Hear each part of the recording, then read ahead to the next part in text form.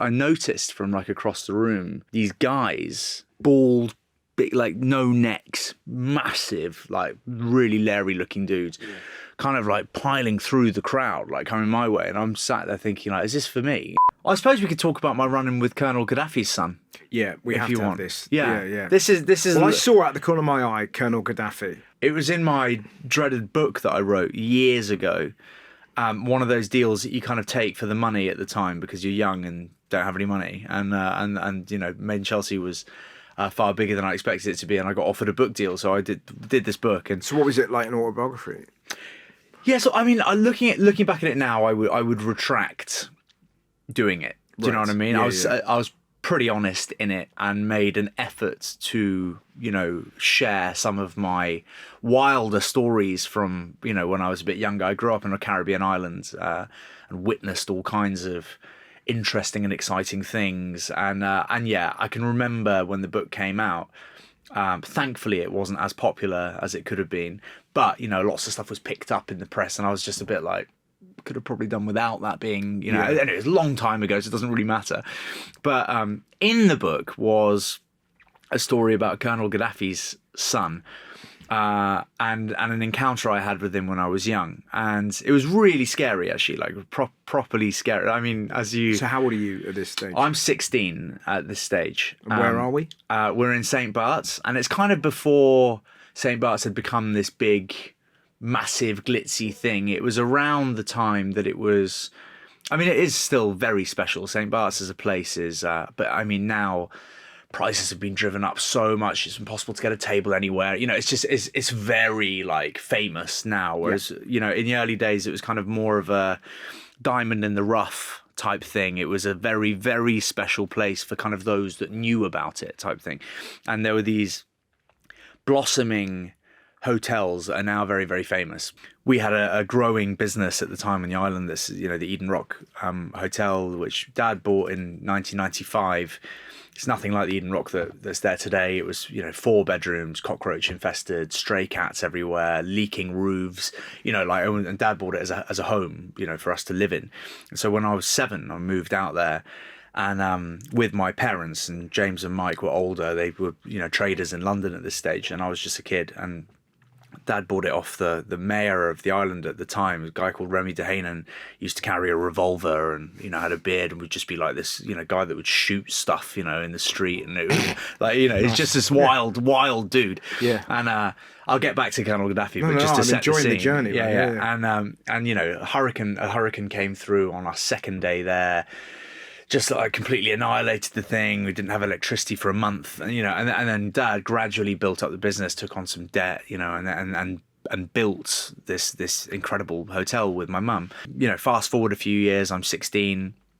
I was on a date, and we kind of went out for dinner, and then we went to this nightclub called Feeling nightclub, and it was up on it doesn't sound like you should be in St. Barts. It feels like in Kent, doesn't it? Yeah. Do you know what I mean? It still has like Kent. You go and feeling yeah. Ashford's best nightclub. Exactly. So it's called Le Feeling. Yeah. So yeah, all good. So we're up in Le Feeling. Yeah. And I at the time, I had no idea who Colonel Gaddafi was, or his son. You know, I'm 16. I've got other priorities, I suppose, than what was going on in the world. I wasn't yet interested in in the kind of global scope of the world. Global scope of the world, is that what I said?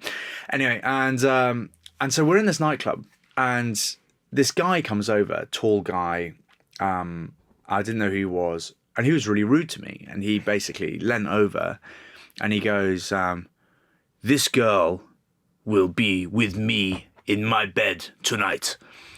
And I was just like, talking about my date, and I was just like, I was really rude back to him. I don't recall exactly what I said, but I basically told him to go and fuck off and go and fuck himself.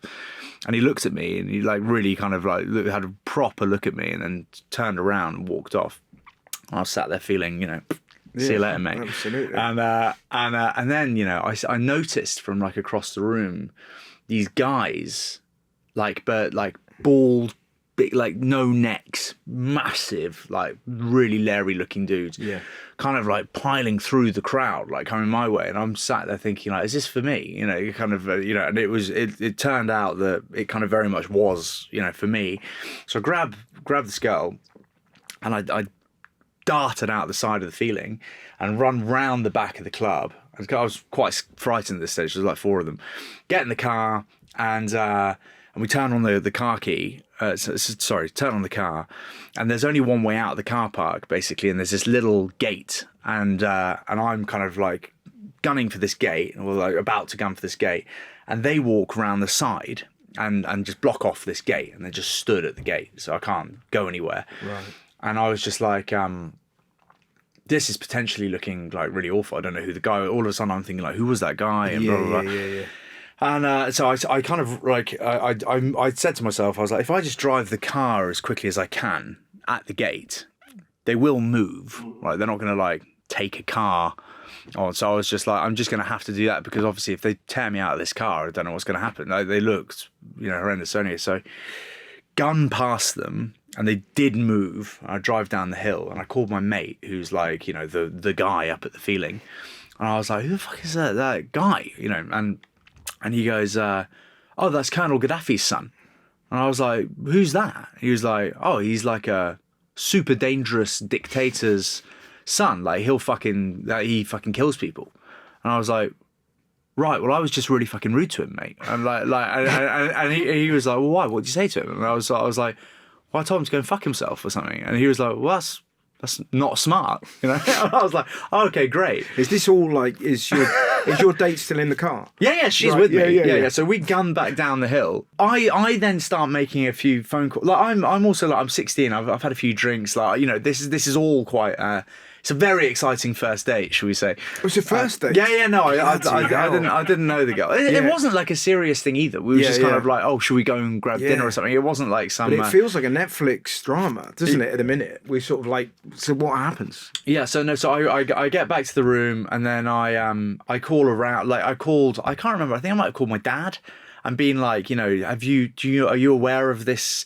And they were like, yeah, they're on the island, and apparently, they're up to no good type thing. And I was like, well, I've just really fucked him off, type thing. And I was quite scared. Yeah. And then the guy from the club calls me back, and he goes, oh mate, where are you, by the way? And I was like, I'm down at the hotel. And he goes, oh, they were asking after you, and the fucking doorman told them like who you are and where you are, basically.